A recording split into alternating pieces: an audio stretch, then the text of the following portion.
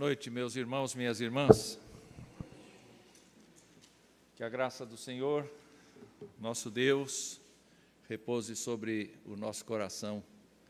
Nesta noite, nós estamos juntos para prestar culto ao Senhor dos Exércitos e nós convidamos a igreja para abrir a sua Bíblia em 1 Timóteo, capítulo 6.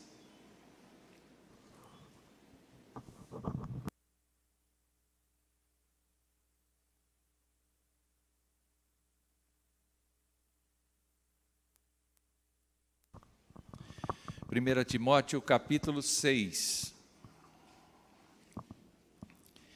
E eu quero convidar a todos para lermos o que nos diz o verso de número 11 e o que nos diz o verso de número 12.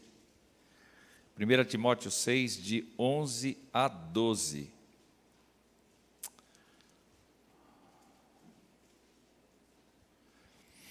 Tu, porém, ó homem de Deus, foge destas coisas. Antes, segue a justiça, a piedade, a fé, o amor, a constância, a mansidão. Combate o bom combate da fé. Toma posse da vida eterna, para a qual também foste chamado, e de que fizeste a boa confissão perante muitas testemunhas.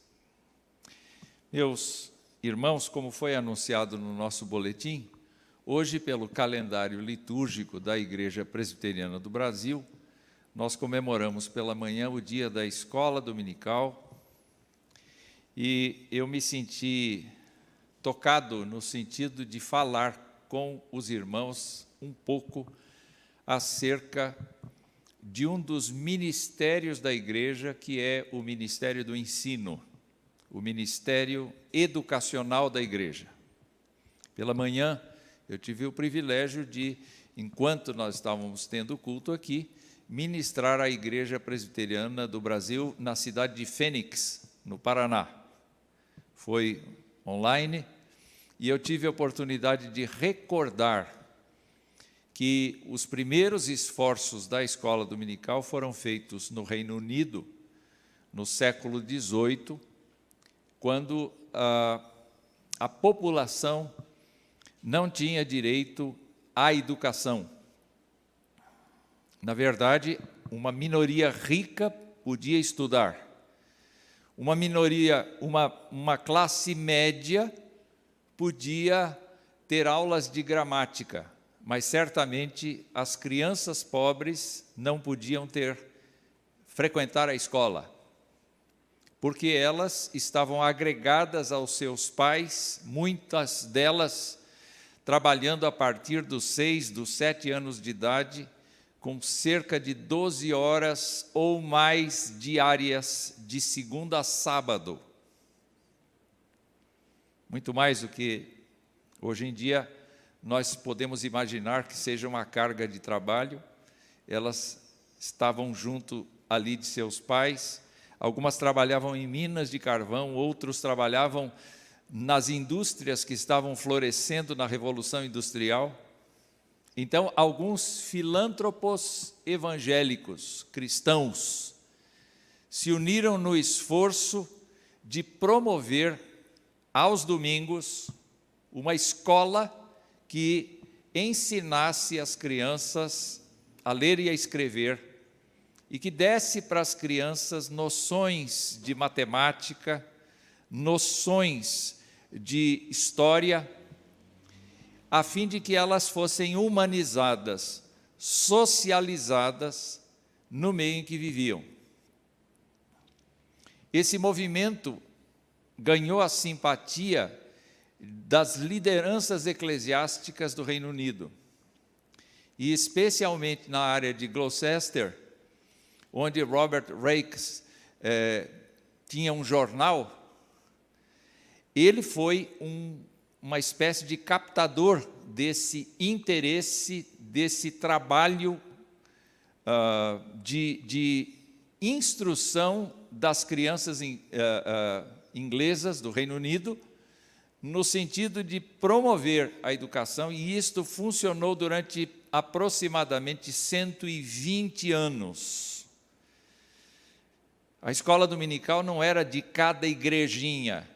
A escola dominical se tornou uma associação de escolas dominicais com uma direção própria, independentemente das denominações evangélicas. E inúmeros prédios foram erguidos para a educação das crianças no domingo. As crianças entravam na escola mais ou menos umas 9 da manhã e saíam mais ou menos umas 5 da tarde. Esse era o tempo de duração da aula dominical. Nós sabemos que, finalmente, o Reino Unido, em 1870, criou uma lei do ensino elementar, e por conta desta nova lei, então foi imposto a todas as famílias a educação obrigatória de crianças de 5 a 12 anos de idade, sem cor religiosa. Assim como é no Brasil hoje, o ensino se propõe a ser laico, ou seja, sem uma diretriz específica de religião. Podem dar aula de ensino religioso, que é regulamentado pelo Estado. No Brasil, hoje, pessoas provenientes de quaisquer religiões, desde que tenham a formação mínima exigida pelo Estado, pelo Ministério da Educação, pelas regras do Ministério. Mas, a despeito disso, nós temos escolas particulares e públicas, e temos aquelas escolas confessionais, que desde o começo, quando os pais matriculam os seus filhos nessas escolas, eles já sabem que ali vai se tratar da confissão daquela determinada denominação. Nós, presbiterianos, temos no Brasil mais de 200 escolas agregadas, tanto à Igreja Nacional, quanto à Igreja local, quanto a concílios, sínodos e presbitérios, e a expressiva maioria delas é de natureza confessional, ou seja, ali se ensina a palavra de Deus nos termos da confissão presbiteriana reformada. Mas, todos os dias, nós estamos cada vez mais sofrendo as pressões da sociedade no sentido de admitir uma porção de novos dogmas da sociedade contemporânea. E a escola dominical, propriamente dita, veio a ser, por conta desse esvaziamento, por conta desse ensino obrigatório, a escola dominical veio a se concentrar no ensino de Bíblia, de doutrina das igrejas locais. Então, quando Ashbel Green Simonton chegou aqui no Brasil, ele, logo no ano seguinte, precisamente no dia da descoberta do Brasil, dia 22 de abril de 1860, ele organizou a primeira escola dominical em solo brasileiro.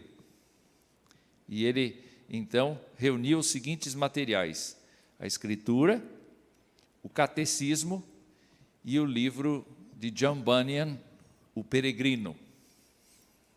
Havia 5 crianças na escola dominical daquele dia. E a escola dominical daquele dia aconteceu num sábado.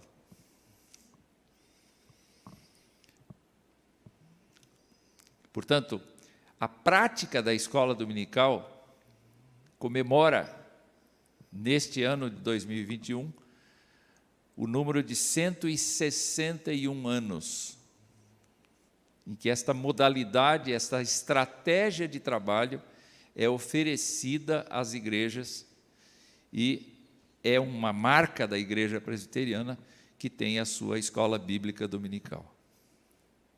Então, eu gostaria de fazer esse registro, porque eu considero, meus irmãos, um alto privilégio para a gente ter uma escola de instrução bíblica, uma escola que promove a socialização dos membros da igreja e que promove, sem dúvida alguma, o crescimento de cada pessoa que a frequenta segundo a estatura do Filho de Deus. O texto que nós vamos examinar aqui brevemente é um texto, meus amados irmãos, que compõe uma carta pastoral. O apóstolo Paulo está no finzinho da sua vida, está prestes a ser executado, e ele foi deixando a sua marca nas pessoas, mas ele também foi deixando discípulos. Assim como Jesus deixou discípulos, o apóstolo Paulo deixou discípulos. E ao deixar discípulos, naturalmente o apóstolo pôde contar com alguns deles no caminho da sua vida, mas a partir do instante em que ele estava preso, e este é o momento em que ele está preso, está impedido de estar junto, ele então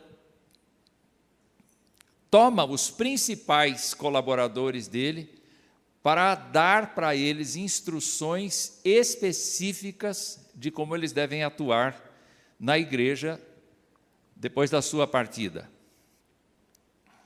E nesta primeira carta, o apóstolo Paulo trabalhou muito o conceito de como é que Timóteo deveria se comportar diante de dois problemas que ele via. O primeiro problema era o problema da falsa doutrina crescendo e crescendo, de um conjunto de mestres profissionais que estavam se habilitando diante das igrejas mediante pagamento de dinheiro para ensinarem as igrejas. E com isso trazendo ideias novas que fugiam da simplicidade do evangelho. A segunda coisa é que Timóteo, propriamente, era um moço muito tímido. Era uma pessoa com muita dificuldade de se impor perante o seu auditório, por causa do seu temperamento. E nós sabemos que Timóteo, embora tivesse muito conteúdo, porque ele foi educado de maneira eficiente na sua infância e depois, como nós lemos hoje, ele foi educado nas sagradas letras que podem fazer uma pessoa sábia para a salvação. Timóteo ainda assim tinha muita dificuldade de se impor como ministro. Então, nesta e na segunda carta, o apóstolo se preocupa muito em orientar, valorizar Timóteo, para que ele perceba o valor que ele tem, a despeito da dificuldade que ele tem.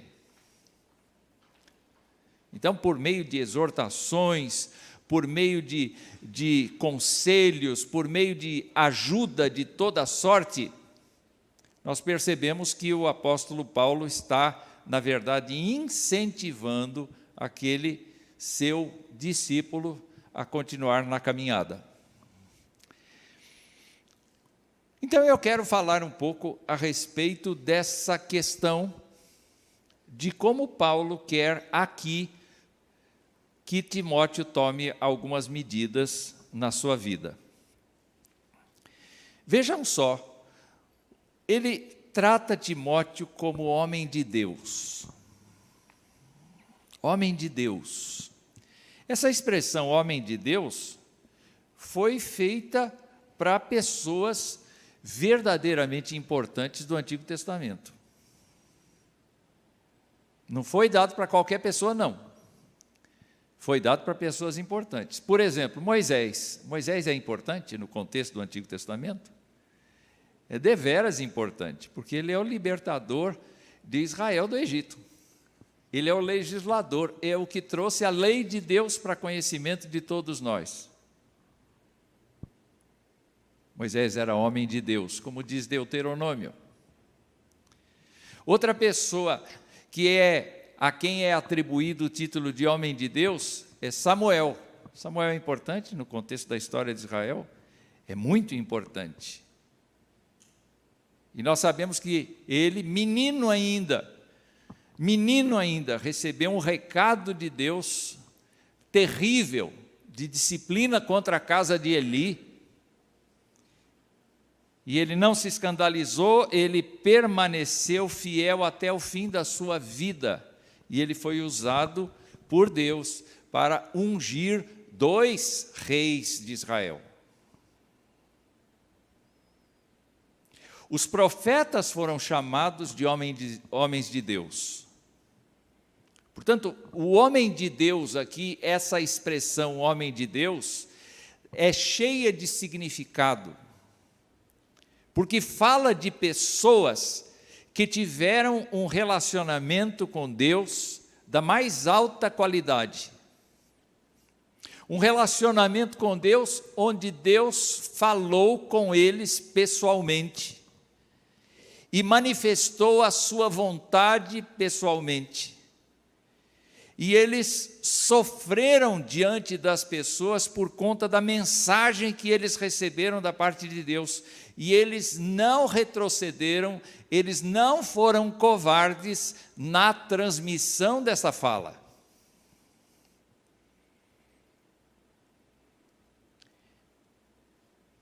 Homem de Deus. Mas essa expressão utilizada no Novo Testamento, gente, tem um sentido diferente.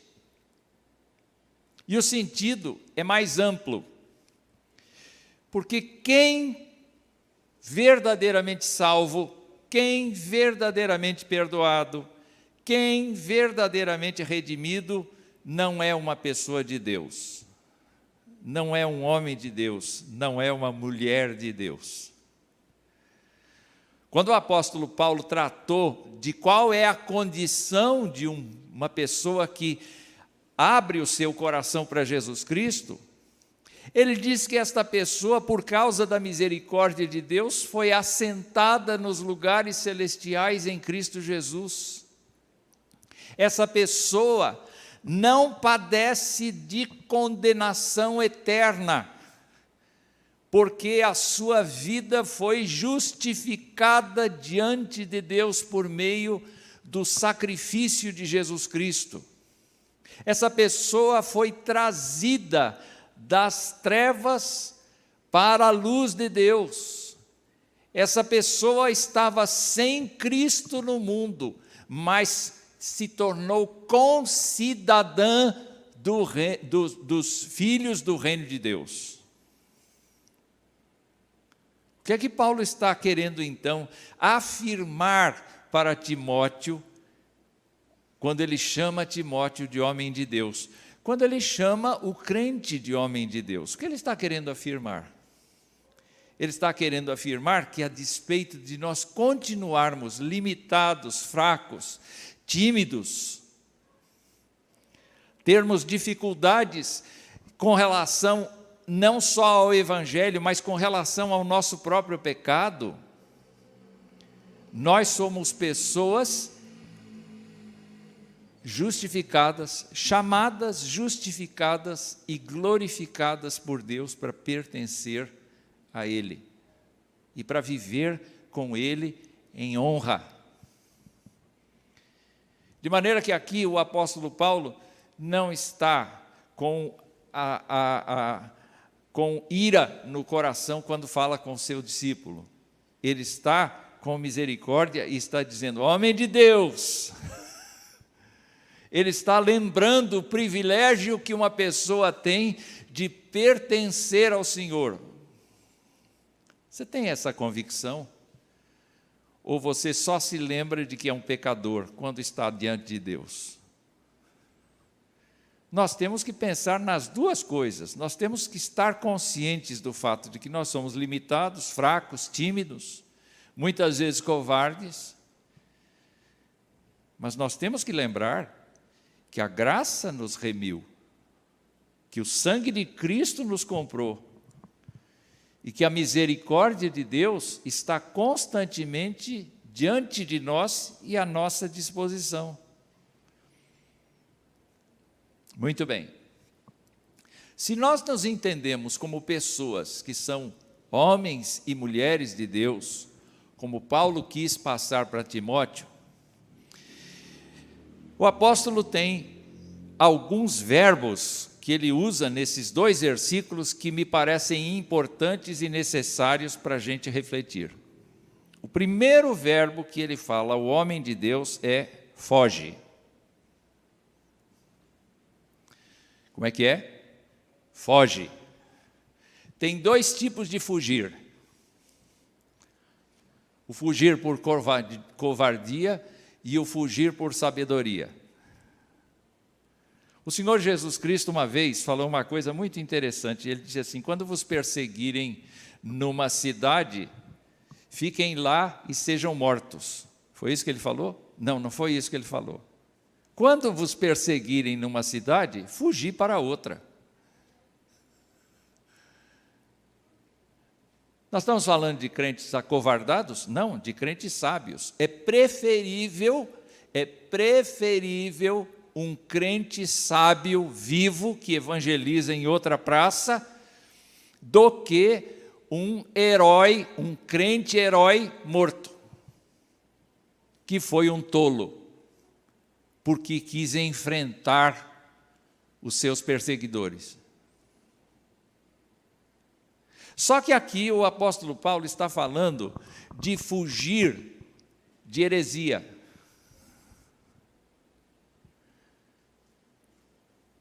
De fugir de heresia. Por exemplo, nós temos algumas referências. No capítulo 1, no verso 3, ele diz assim: te roguei permanecesses ainda em Éfeso para admoestares a certas pessoas, a fim de que não ensinem outra doutrina, nem se ocupem com fábulas e genealogias sem fim, que antes promovem discussões do que o serviço de Deus na fé. No versículo 19 desse capítulo, ele diz assim: mantendo a fé e boa consciência, porque alguns, tendo rejeitado a boa consciência, vieram a naufragar na fé. No capítulo 4, no verso 1, ele diz: o Espírito afirma expressamente que nos últimos tempos alguns apostatarão da fé por obedecerem a espíritos enganadores e a ensinos de demônios, pela hipocrisia dos que falam mentiras e que têm cauterizado a própria consciência, que proíbem o casamento, exigem abstinência de alimentos que Deus criou para serem recebidos com ações de graças pelos fiéis e por quantos conhecem plenamente a verdade, pois tudo que Deus criou é bom. E lá no capítulo 6, lá no verso de número 3, ele diz: se alguém ensina outra doutrina e não concorda com as sãs palavras de nosso Senhor Jesus Cristo e com o ensino segundo a piedade, é infatuado, nada entende, mas tem mania por questões de contendas de palavras, de que nascem inveja, provocação, difamações, suspeitas malignas e por aí vai. Ele tem que fugir do ensino falso. Mas qual é o ensino falso? Se a gente estuda a Escritura, a gente tem consciência do que é falso. Se a gente não estuda a Escritura, a gente não sabe o que é verdadeiro e o que é falso.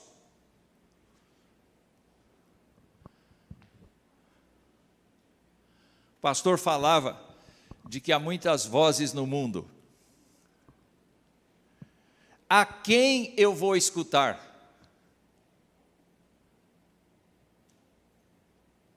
E nós sabemos perfeitamente que a profecia bíblica vai dizer que o mundo, o sistema mundano que habita no coração das pessoas, é sempre e progressivamente mais distante da verdade. Se nós quisermos desenhar o fim dos tempos, nós vamos encontrar uma pequena igreja na terra, fiel, e uma grande igreja na terra, entregue às heresias.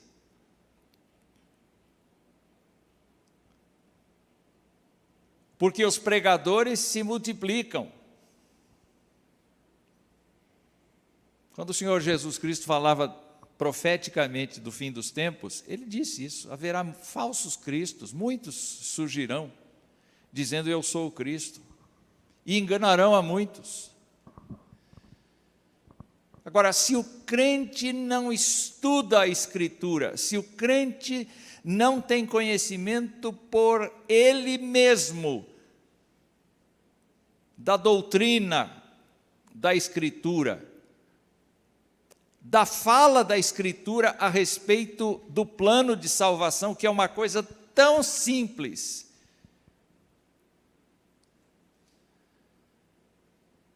Deus olhou dos céus, viu se tinha algum justo, não havia nenhum sequer.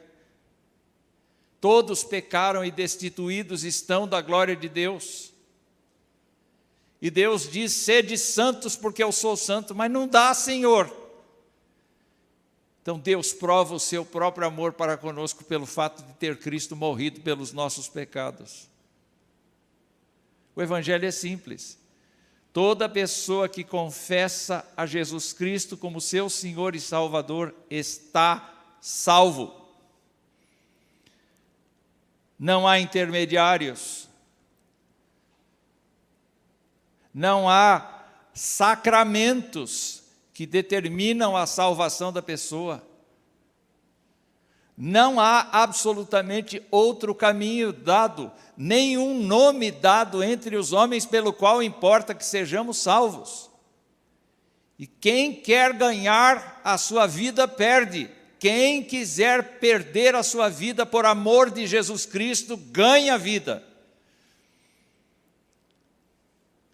E o testemunho é este, que Deus nos deu a vida, e esta vida está no seu Filho. Quem tem o Filho tem a vida. Quem não tem o Filho de Deus não tem a vida eterna. E Jesus disse: eu sou o caminho, a verdade e a vida, e ninguém vem ao Pai senão por mim. No tempo de Paulo, os judaizantes insistiam que o crente gentil deveria circuncidar-se. No tempo de Paulo, já havia quem dissesse que Cristo não veio em carne. Ele veio em espírito, numa emanação de poder, num aion.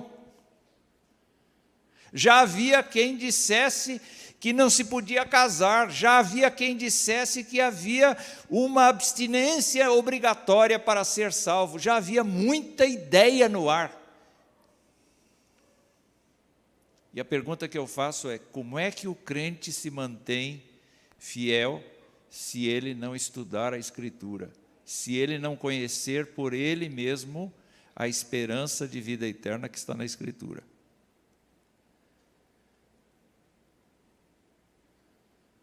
Tem gente que não lê a Bíblia, tem gente que faz uma oração muito pequena. Eu sei porque eu visitei muita gente assim. Tem gente que considera que a palavra que o pastor prega no domingo cedo ou no domingo à noite é suficiente para a semana inteira. Tem gente que é crente nesse banco verde aqui, mas sai para fora, esquece disso e procura ocultar isso durante a sua semana. Os seus negócios, eventualmente, não são guiados pela oração, não são guiados pela honestidade da Escritura. Os seus negócios, eventualmente, são feitos para burlar o governo. E estão aqui. Eu não sei quem são. Graças a Deus eu não posso ter esse discernimento de nós todos. Nem vocês podem ter a meu respeito. Mas a gente tem que fugir. Tem que fugir da heresia e tem que fugir desse desejo de ganhar dinheiro com a fé dos outros. Meus irmãos, muito do mundo científico, da incredulidade do mundo científico, se deve ao fato de que a igreja, no decorrer da sua história, fez questão de manter os seus fiéis na escuridão e no medo. Então, aquelas mentes brilhantes que descobriam coisas, que inventavam coisas, que criavam teorias, começaram a se rebelar contra a igreja que prendia os raciocínios na escravidão do medo. Essa foi uma das acusações no tempo da Reforma Protestante.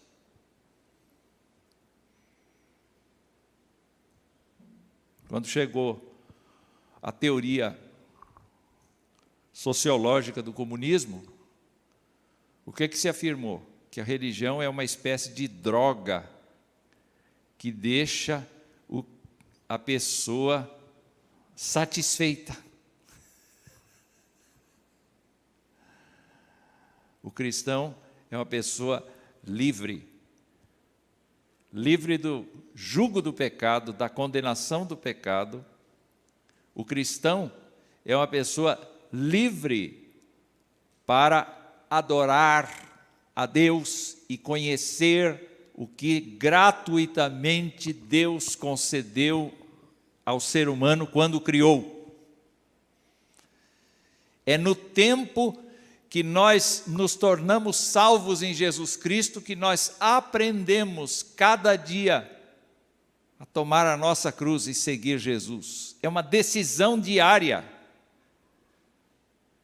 Nós já estamos salvos, mas como parte do nosso processo de nos parecermos segundo a imagem de Jesus Cristo, meus irmãos, todos os dias nós temos que tomar a decisão de obedecer à Escritura, de andar pela Escritura.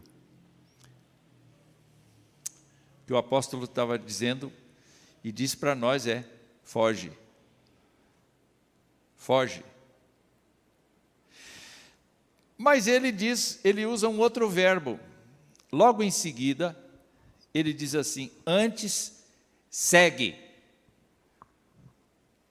E agora, ele mostra o conteúdo programático que deve ser o nosso conteúdo programático, o nosso modo de viver, o nosso jeito de perseguir aquilo que é de Deus. Porque seguir tem a mesma intenção de perseguir, de perseverar seguindo. Uma das ideias que podem que nos ajudar aqui, é justamente a ideia daquela pessoa que sabe que tem um tesouro no terreno e ela cava o terreno até encontrar o tesouro. A ideia de seguir tem o conceito de nós insistirmos nisto. Se a gente procura Deus e procura a igreja no domingo para uma necessidade espiritual, na verdade a gente deveria caminhar na segunda, na terça e assim todos os dias da semana no mesmo exercício. Então, há várias coisas aqui que o apóstolo Paulo fala para perseguir, para seguir. Ele fala da justiça, ele fala da piedade, ele fala da fé, ele fala do amor, ele fala da constância e ele fala da mansidão. E se nós nos lembrarmos bem, o apóstolo por mais de uma vez disse que isso é uma manifestação do Espírito Santo de Deus na vida da gente. Você já se imaginou amanhã cedo, indo para o trabalho, cheio da presença do Espírito Santo de Deus? O que isso significa? Significa que você vai buscar a pontualidade, que você vai procurar a honestidade, que você vai procurar o bem das pessoas, que você vai ser paciente com aqueles que fracassam, que você vai ser uma pessoa usada por Deus para expressar o caráter dele.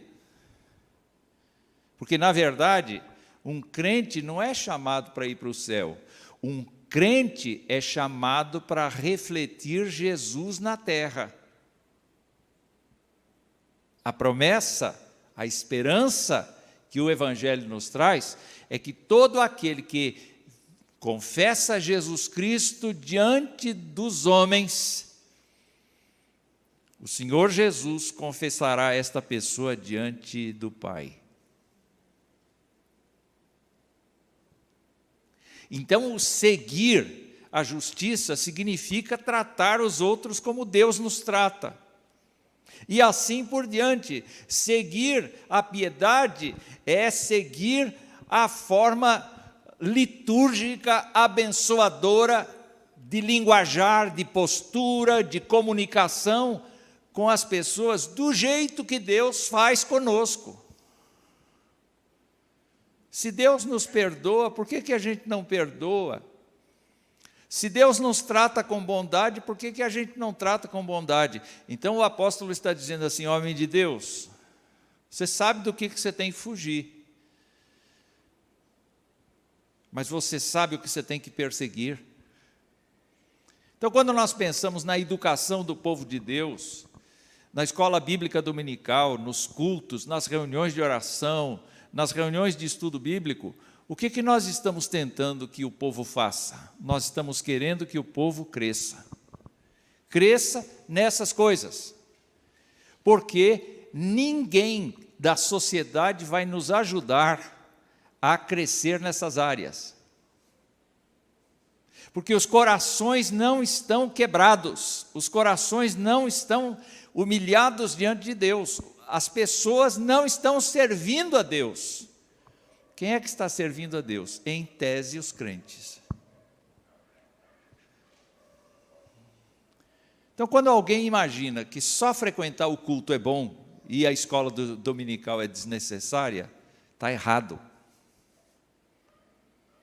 Porque é na escola dominical que a gente muda de postura. A gente é o estudante, a gente tem diante da gente um conteúdo programático, mas a gente resolve dúvidas e a gente se socializa, a gente percebe que o outro tem as mesmas necessidades que a gente. E a gente, então, cresce na comunhão, na koinonia, a gente cresce no processo de nos ajudarmos mutuamente. Nesse momento da pandemia, só as famílias estão reunidas nos bancos, não é? E nós nos sentimos isolados uns dos outros, temos que nos isolar uns dos outros.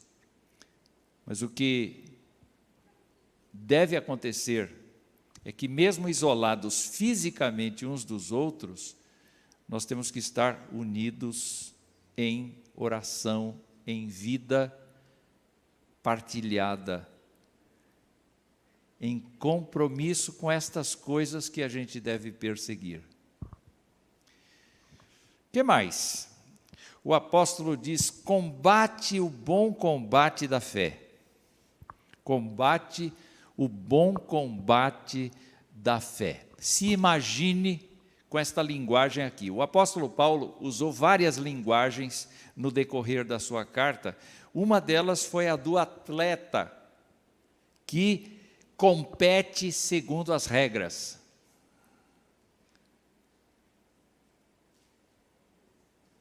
Bom, nós tivemos Jogos Olímpicos agora, recentemente, e nós sabemos que para um atleta chegar a morder uma medalha de ouro, ele teve que suar muito a camisa antes. Na hora da competição, ele foi mais feliz do que os outros, ele tinha maior preparo físico, ele tinha melhores condições e ele venceu a competição em relação a todos os outros.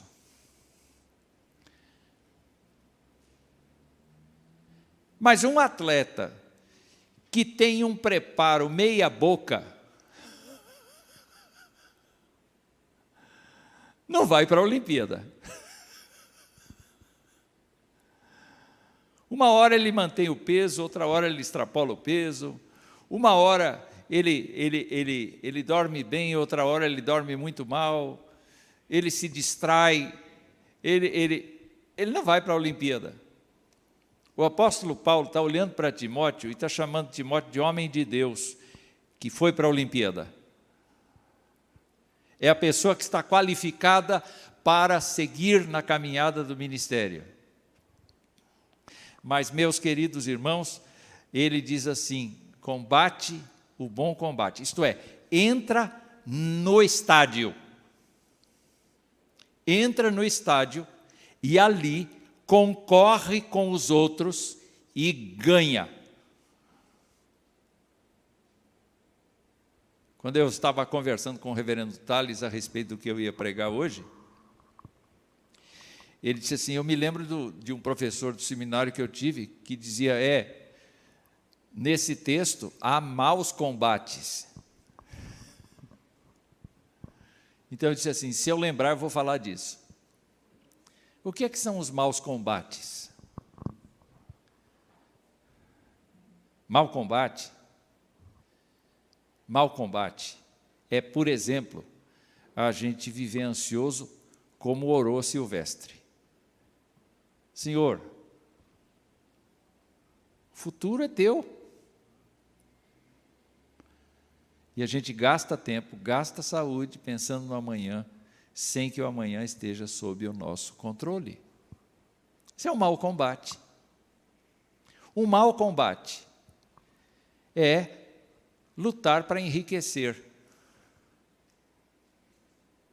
O apóstolo Paulo disse para Timóteo aqui que o dinheiro em si não é problema, mas ele pode ser a raiz de todos os males. Uma pessoa que quer enriquecer, uma pessoa que quer estar sempre ganhando, que quer sempre estar por cima, é uma pessoa que efetivamente perdeu a razão de ser. Porque a sua vida se limita a isto. O apóstolo diz, o Deus dessas pessoas é o ventre, o próprio ventre.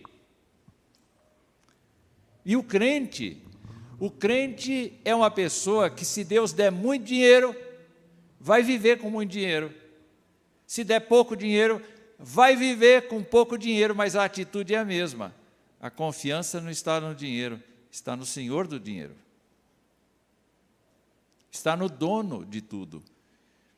E Deus disse no Antigo Testamento, minha prata, meu é o ouro.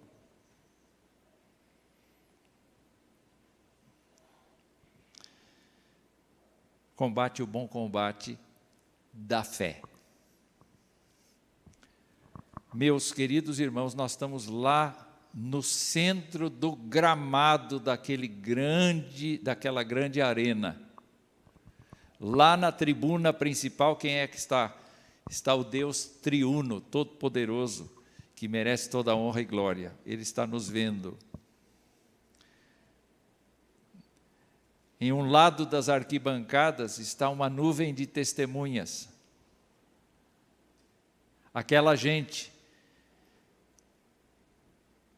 que confessa Jesus Cristo como seu Senhor e Salvador e que depende de nós para ser edificada e nós dependemos deles para ser edificados. E do outro lado estão pessoas que podem ter dois tipos de reação. Uma delas é de nós nos tornarmos para elas mau cheiro, porque elas não querem viver perto de nós, por causa de nós perseguirmos a justiça, a verdade, a mansidão, a graça de Deus, estarmos firmes na doutrina sem aceitarmos qualquer heresia. Mas pode ser que nós tenhamos ali no meio dessa multidão pessoas que olhem para nós e que sintam o perfume de Jesus. E elas venham a crer no Evangelho por nossa causa, por nosso intermédio.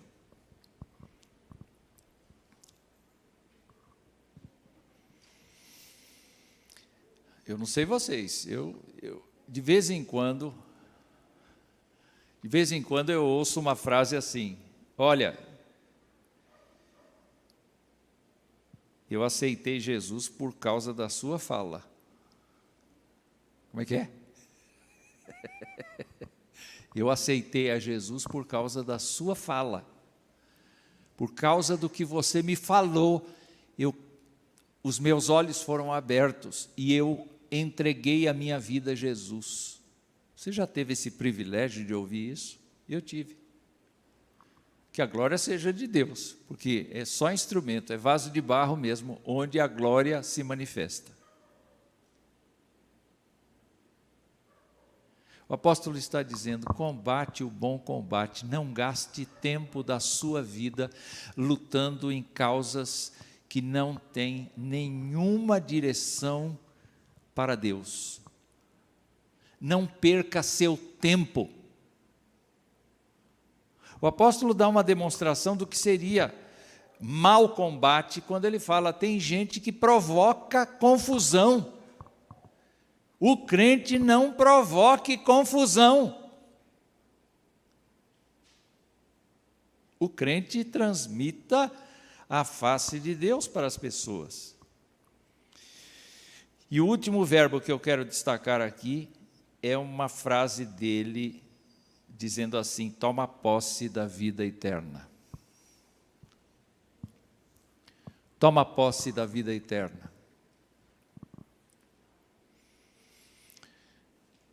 Para crentes, ele disse assim: pensai nas coisas do alto, onde Cristo está.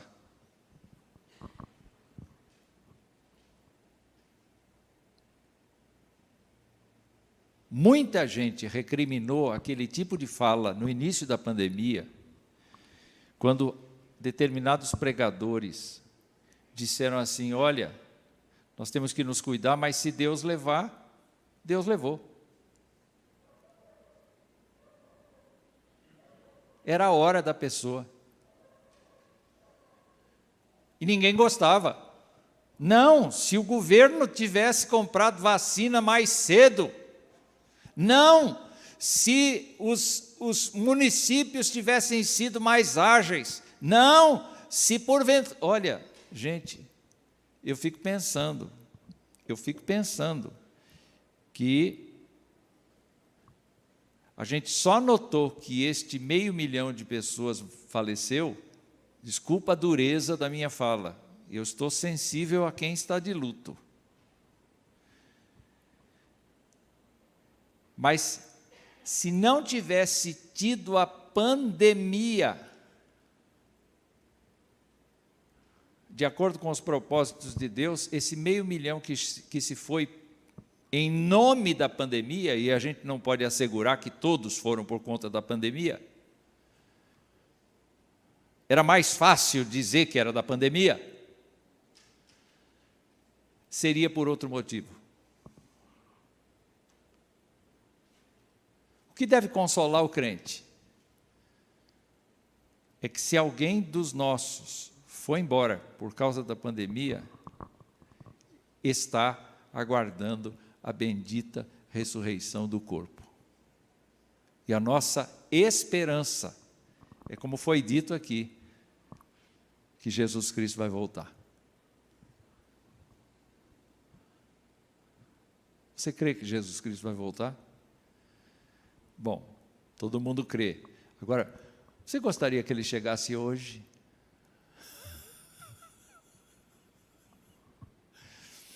Se alguém aqui disser: ai, pastor, eu não gostaria que chegasse hoje, porque eu não estou preparado para enfrentar isto. Então você precisa aceitar Jesus como seu Senhor e Salvador, porque quem tem Jesus Cristo tem a vida. Quem não tem o Senhor Jesus não tem a vida eterna, porque a vida está no Filho de Deus. Então aceite a Jesus Cristo como seu Senhor e Salvador e não se preocupe com amanhã, porque o amanhã trará os seus próprios cuidados. Tenha em mente que esta noite pode ser a noite final de toda a história humana. Nós não sabemos a hora. Então, quando o apóstolo Paulo falava a Timóteo, ele tinha ansiedade que Jesus Cristo voltasse até antes mesmo dele falecer. Ele queria que Jesus Cristo voltasse em 30 anos, 40 anos da sua partida. Passaram-se 2000 anos. Queridos irmãos, Jesus Cristo está para voltar a qualquer momento. Então o apóstolo diz: toma posse disso. Toma posse dessa confiança, toma posse dessa esperança. Combate lealmente dentro do estádio o bom combate. Persegue a verdade. Luta pela verdade. E corra da heresia. Corra da falsidade. Corra do ensino que não provém das Escrituras. Este é o recado para o homem de Deus, para a mulher de Deus. Que o Senhor nos abençoe.